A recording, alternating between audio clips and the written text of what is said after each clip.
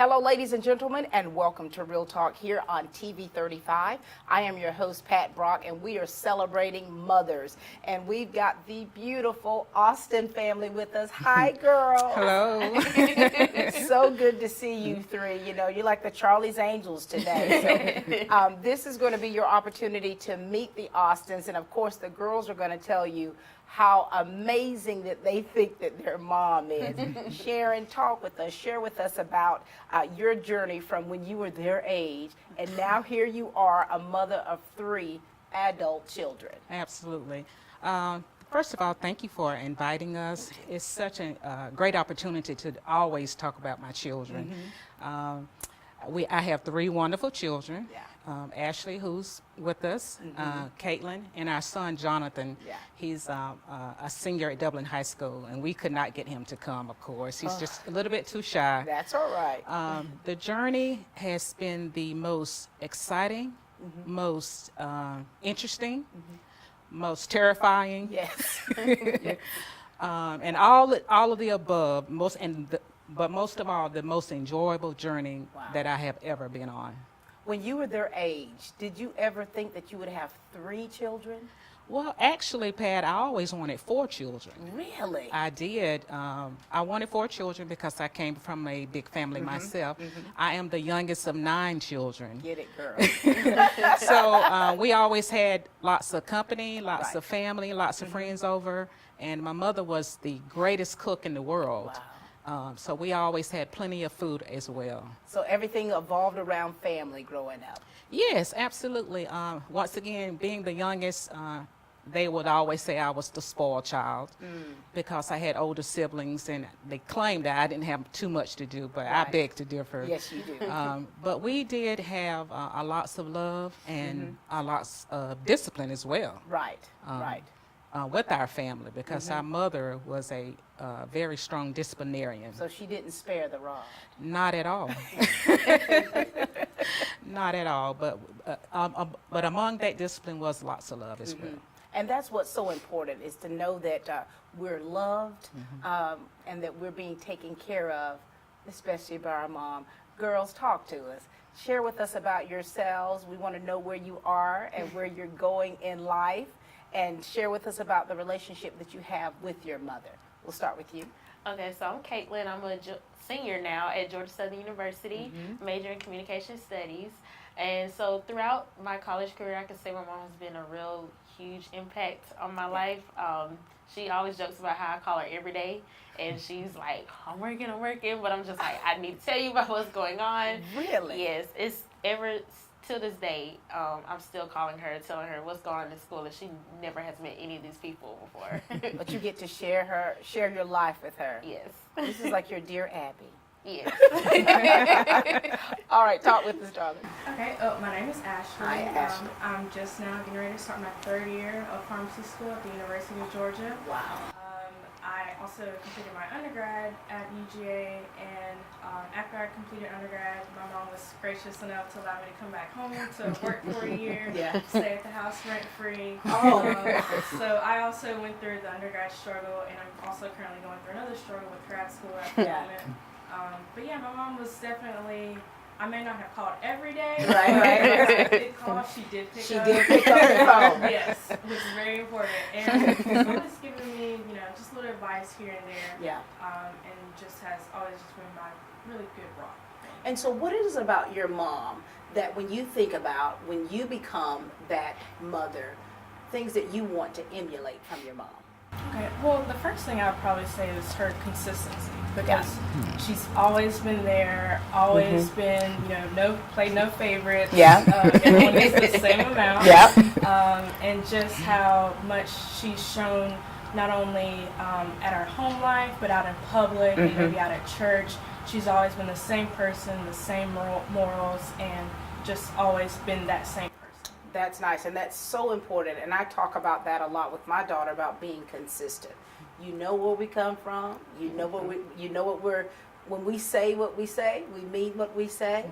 And we're stand firm on that, and that's very important. Caitlin, what are some of her attributes that you want to take with you when you become a mother, but no rush. Yes, no rush. No rush. One of the things that comes to mind is her professionalism. I am learning how to work with adults that's older than me now, instead of just children that's around my age. So just learning from her of experiences, whether they're good or bad experiences, how to overcome issues with other people per se, and how to just get your point across and get what you need done, but also being professional about it. That's right. That's good. Now, Sharon, you hear your daughters. It's awesome. Wow. I'm impressed. You're impressed. They're definitely taking notes. And so from your upbringing, how you're talking about the family structure that you had and how important family was and to be there for one another. What is it about your childhood that you try to incorporate, like things that you used to do special with your family, that you incorporate with your own? Oh, one of the probably the fondest memories that I had, my mother actually owned a cafe in downtown Dublin. Really?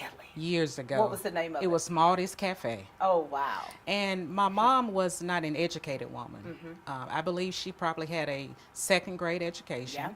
And my dad at the time probably had a sixth grade education. Same as my parents. So during that era, the work was in the fields. Correct. So my parents actually had to quit school early and go work in the fields. So from that cafe downtown, we had to get up early before school, go to the cafe, and we had to put the grits on and the sausage on for the customers. That was before school.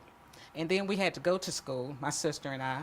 And then after school, we had to come back and clean up the cafe. Wow. So those attributes that I really want to pass on to my children is a strong work ethic. You have to work to get what you want. Right. No one is going to just hand it to you. It's very important to be loyal to your job as well as loyal to your family. Wow. So those are things that I want my girls to always remember and take with them when they start their own families. And just from listening to them, as though they're retaining it, Mom. So everything that you and their dad has been teaching them, it's actually being retained. Now, girls, we want to know this question, since your grandmother had a cafe, your mother worked in the cafe. Can you cook? I say yes.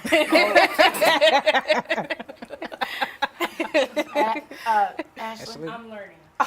Learning process.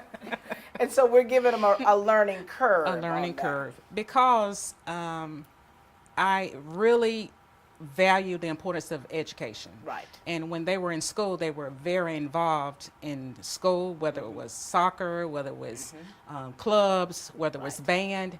So I often told them that was their jobs. There you go. The extracurricular activities, and their main job was to go to school and make good grades. And look what they're doing now. Absolutely. I'm going to be able to call you in the middle of the night and ask you when my throat hurts.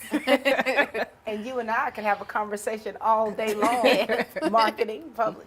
And so we think about, I've talked before about remembering things and things that you've done as a child with your kids. What are some of your fondest memories of family time that you've had? I think one of my fondest memories is, like I said, I believe I can cook. So every time my mom was in the kitchen, I'm always like running around behind her. I'm always getting my grandmother's apron that we have, and I'm always just putting it on. So I just feel like every time I put it on, it's going to be a great meal. Like a spirit just comes on you. Yes. So every time, like Thanksgiving, Christmas, any type of holiday, or just a regular day, I'm always trying to be in there cooking with her. That's great. What about you, darling? I would probably say both of my parents are very efficient in most of the things that they do. Yeah. And that also includes vacations. Yes. And one of my favorite memories is one time we went to Florida, and I believe we visited 3 different amusement or water parks in 3 days. You all better quit that. Yes, they had the itinerary down to a T. Yes. Like soldiers. Yes. But it was lots of fun. That's wonderful. We're going to take a commercial break, okay? We'll be back, ladies and gentlemen. We're talking with the Austins. Hi, I'm Jeff Cannon, President of Citizens Bank of Lawrence County. If you're presently a customer of ours, we'd like to take this opportunity to thank you for allowing us to be your bank. We appreciate the confidence you have placed in us and enjoy providing you with the most up-to-date banking products and services to satisfy your needs. If you're not a current customer, we would like to invite you to stop by and let us show you true community banking at its best. We concentrate on our local community, doing our part to make Dublin and Lawrence County a better place to live, work, play, and retire. We recently introduced 2 new products, eStatements and Access Now, our mobile banking app. Both of these products will help to make banking with us more convenient and will also help to provide you with a safer and more secure banking experience. So for all your banking needs, just give us a call or stop by and let us show you personal banking at its best. Citizens Bank of Lawrence County, member FDIC, and an equal housing lender. Did you know that thousands of people every year go back to living normal lives after undergoing radiation oncology? Our staff at CurePoint Cancer Center of Dublin offers compassionate care centered around each patient. Here's what people all over Middle Georgia are saying about CurePoint. I tell everybody the best place coming right here. I couldn't ask for no better place to come. I'm glad this is one I selected. CurePoint Cancer Center, 2406 Bellevue Road in Dublin.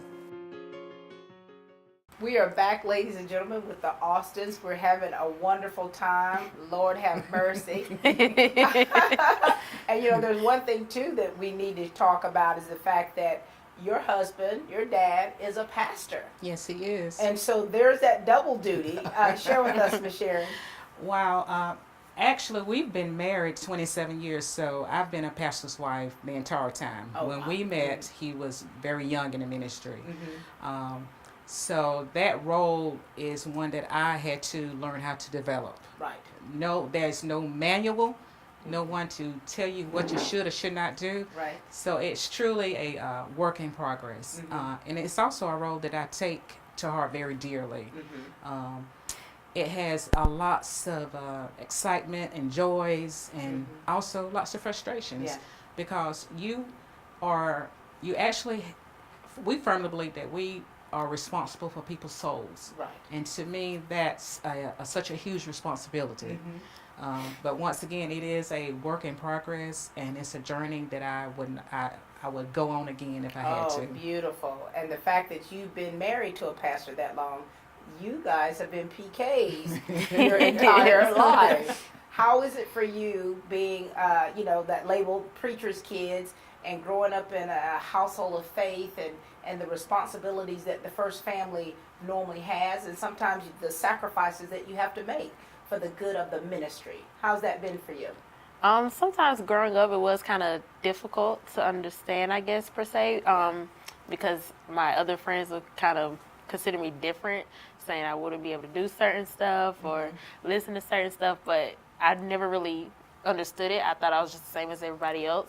But over time, it's just kind of, I've gotten used to it. So I think all my friends have gotten used to it. So I just kind of eased my way through it. Good. Are you doing ministry? I praise dance at my church. Very nice. Mom, are you a praise dancer too? No. I don't know how to dance. I never could dance. I love to dance, but I'm just not the best. I can't do it, so you don't want me to dance. We don't need any of those demonstrations right now. Talk to us about how it's been for you. Of course, being the oldest, a lot of times a lot falls on the oldest. Right, that is true. I would say growing up, it did have its challenges, especially with the other kids and maybe kind of relating my dad's occupation to my life and what I'm supposed to do. And those aren't always the same. Right. But over the years, I feel as though they have gotten used to it, Yeah. and I am just like them. We're all people. We're all human. It may not always be the first thing I disclose to people, Right. but I've come to learn how to live with it. That's good. Now, are you a dancer, or what do you do in ministry? I play the keyboard. Nice. Musicians, dancers. Where do they get this from, Mom? Well, definitely not me as far as the dancing. But my husband actually is a musician also. He plays the guitar and he sings, Nice. and his family sings as well. Wow. So it's in your blood, girls. It is. Now, what about Jonathan? Now, Jonathan is very shy, and he's actually a musician. he does. He plays the drum, but he doesn't play them in church because he's too shy. But he takes care of our sound. Very He's in nice. our sound room. So everybody's working together in ministry. Now, there's this life that you live. Do you ever have time now for family like you used to when they were younger? Or do you have to kind of, you know, with the girls in college and now Jonathan about to graduate, your lives have changed quite a bit through the Absolutely. years. We will be empty nesters in just a few weeks. So we're I mean, 2 empty nesters here. so we're very excited about that because that is a life that we've never lived. Yeah. When we first got married, we actually took care of my nephew, Jarvis. So this will be the first time in our lives with no children. Sharon, what are you going to do with yourself? Well, you know, actually my husband and I, he bought us custom-made bikes last summer. So last summer we started riding our bikes. Nice. So we're going to start riding bikes more. And I love to read. So I told one of my dear girlfriends that we need to start a book club. Yes. And I would host a book club and pretty much try to visit. There are so many wonderful things just in the state of Georgia that we have not witnessed or viewed in parks. Right. So we want to visit those things as well. Mom, it looks like you about to take your wings and fly. Girls, when you hear your mom talking like that, sorry, that year that you had, that's it for you. You okay with that? I'm okay. But you know, when you think about the many years and the sacrifices that your parents and your mom, your dad have made for you, and when you kind of reflect on that, how would you summarize the sacrifices made from your parents? How would you sacrifice that? As far, I mean, how would you put that into words? What they've done and what that means to you, and still doing. I would say that it would mean that I'm very blessed because listening to all the stories that they tell us about their growing up, their parents growing up, and even listening to some of my friends' stories, how all of my friends don't necessarily have both of their parents in their households, and they always tell me about their situations, and it just makes me realize how blessed we really are. Wow. Summarize it back there, Miss Pharmacist.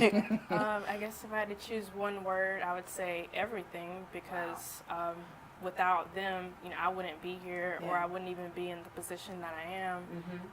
You know, I haven't really struggled with school when I was growing up. I, you know, was a gifted student, but still there are just other things, and even the challenges of college and what that brings is just that it's great to have two people who can be there and I can bounce ideas off of and go to for help. You're absolutely right. And you know, with churches, with families, you know, families are all so different. You have kids, like you say, some kids come from broken homes. Some are, you know, single parents. You know, some kids are in foster care, and there even are homeless kids. Yes. And so when you think about other dynamics, or coming from a divorced home, or having lost siblings, lost their parents, you have so many different dynamics to where people that we deal with every day. Yes. Yes. And what do you do, Sharon, to try to kind of produce qualities that would help those people or kids that look up to you and like a mom? How does that make you feel?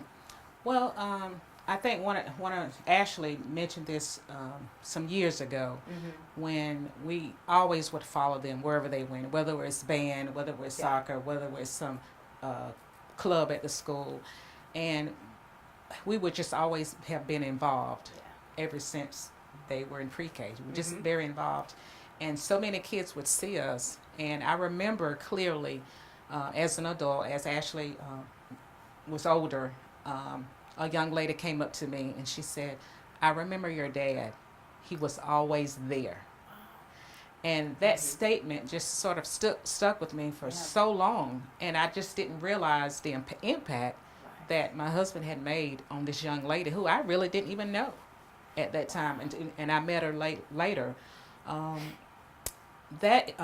very grateful for my family. I'm very grateful for my children. We've always tried to instill wholesome values into them, kept them involved in wholesome activities. And that's one thing that I think we're sort of missing. Sometimes it's just not being at church all the time. Sometimes it's just not always just being in a position where they need to be in a position where they can learn and grow. Right. Right. So I'm very blessed and very thankful. That's beautiful. And to those kids, your friends, people that you know, that you meet, who aren't as fortunate as you. And there's some kids that are sad during this time. Yes. What words would you like to say for those kids? I guess I would like to say that since they are my friends, that they can rely on my parents if they ever need anything, whether it's love and support, because most of my friends are in college as well with me, and just to let them know that they can still make it because they've made it this far. Yeah, that's true. That's good. What do you have to say? Okay. I would also say that their chapter doesn't end there, that the story continues, and that family is what you make it, and you can also have strong relationships with other people who may not be blood relatives, but just by spending time with them and developing those relationships that you can go on. And you know, just from listening to you all, relationships, they absolutely matter. They matter. Healthy relationships matter. They matter. So important. Yeah, they do. We're going to take another break, and we're going to be back, and we're going to close out with the Austins. It's that time of year to fire up the grill, relax, and have some fun. Whether you're a grill master or a wannabe, the Big Green Egg will change the way you think about cooking. And Georgia Pools has a large selection to choose from. They also carry a wide variety of accessories from charcoal, starters, and grilling tools to seasonings and sauces. While you are waiting on that perfect steak to cook, relax in your very own Polly's Island hammock. What better way to spend the summer? When you think about grilling and chilling, think Georgia Pools, located at 1201 Hillcrest Parkway, Dublin, Georgia, or give them a call at 478-275-3607.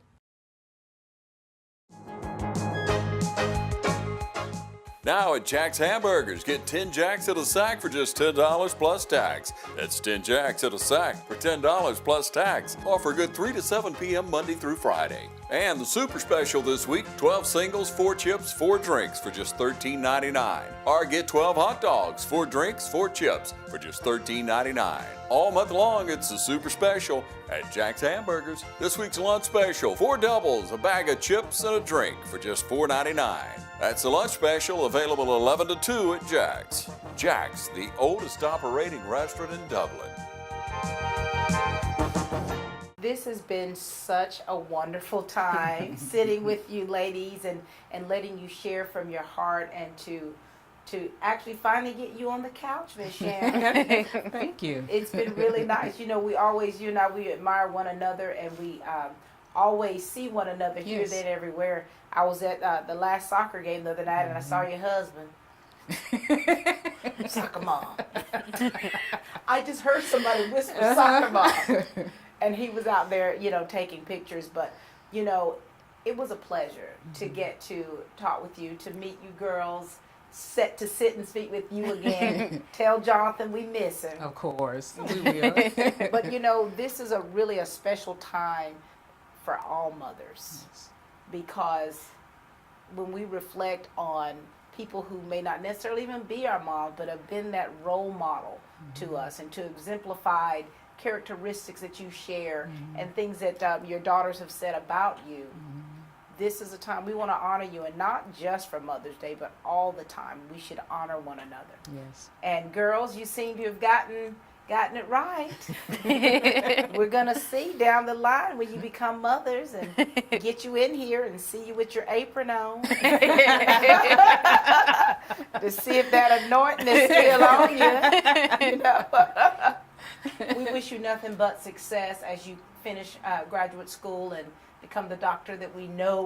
We're already calling it out right now for you to continue to stay focused, and you have such great role models with your parents. And you, young lady,